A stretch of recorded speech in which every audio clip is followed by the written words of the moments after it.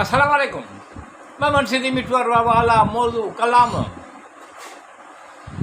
वाह कंहिं ख़ूब चयो आहे कहाणी त मुंहिंजी आहे पर हर सुफ़े ते ज़िक्र तुंहिंजो आहे।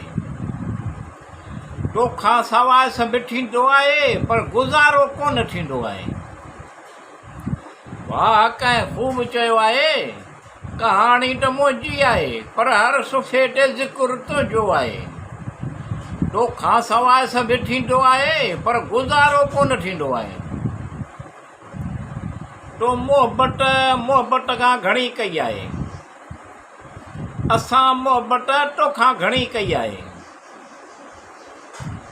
तो मोहबत खां घणी कई आहे, असां मोहबत तोखां घणी कई आहे। असां इंतिहा खां इब्तिदा कई आहे। वाह कंहिं ख़ूब चयो आहे कहाणी त मुंहिंजी आहे पर हर सुफ़े ते ज़िक्र तुंहिंजो आहे। तोखां सवाइ सभु थींदो आहे पर गुज़ारो कोन थींदो आहे। मूंखे चाहींदा हूंदा ॿिया बि घणेई माण्हू, मूंखे चाहींदा हूंदा ॿिया बि घणेई माण्हू, पर मूंखे मोहबत पंहिंजी मोहबत सां आहे। वाह कंहिं ख़ूब चयो आहे कहाणी त मुंहिंजी आहे पर हर सुफ़े ते ज़िक्र तुंहिंजो आहे। तोखां सवाइ सभु थींदो आहे पर गुज़ारो कोन थींदो आहे।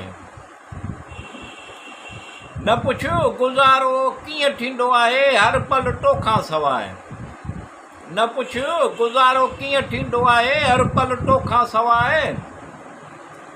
कॾहिं ॻाल्हि करण जी हसरत, कॾहिं ॾिसण जी तमन्ना थींदी आहे। वाह कंहिं ख़ूब चयो आहे कहाणी त मुंहिंजी आहे पर हर सुफ़े ते ज़िक्र तुंहिंजो आहे। तोखां सवाइ सभु थींदो आहे पर गुज़ारो कोन थींदो आहे। तक़रीबन सॼी राति ईअं यादि कंदो आहियां, तक़रीबन सॼी राति ईअं यादि कंदो आहियां जीअं ॼणु सुबुह जो को मुंहिंजो इम्तिहान आहे। वाह कंहिं ख़ूब चयो आहे कहाणी त मुंहिंजी आहे पर हर सुफ़े ते ज़िक्र तुंहिंजो आहे। तोखां सवाइ सभु थींदो आहे पर गुज़ारो कोन थींदो आहे।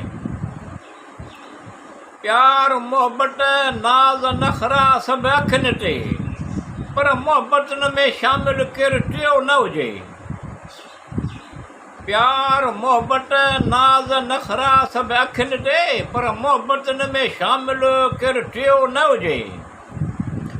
प्यार जे लाइ दिलि जे लाइ तूं, तुंहिंजे लाइ आऊं, मुंहिंजे लाइ तूं, ईअं आहे।